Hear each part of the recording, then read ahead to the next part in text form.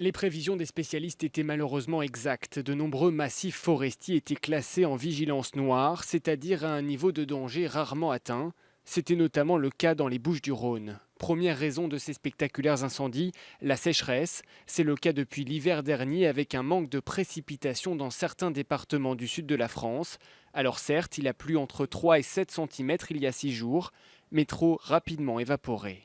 Les fortes chaleurs justement favorisent ces feux de forêt. Il a fait jusqu'à 35 degrés la semaine dernière dans les Bouches-du-Rhône, 28 dans l'Hérault. Et enfin, facteur principal, le vent fort qui souffle très régulièrement dans ces régions. On a une dépression en ce moment dans le golfe de Gênes qui n'est pas très creuse et puis aussi un bel anticyclone sur l'Atlantique. Et la pression, finalement, le différentiel entre les deux est suffisamment fort pour générer du vent, du Mistral. Et il y a un phénomène particulier en météo que l'on appelle l'effet Venturi. C'est ce qui se passe en ce moment dans le couloir rhodanien. Le vent est canalisé entre les Alpes et le Massif central. Il prend de la vitesse dans ce couloir et en bout de couloir, il y a les Bouches-du-Rhône. C'est là où le Mistral est le plus fort. Il va baisser ces prochains jours jusqu'au week-end, mais le temps va rester très sec et surtout très chaud ces 7 prochains jours.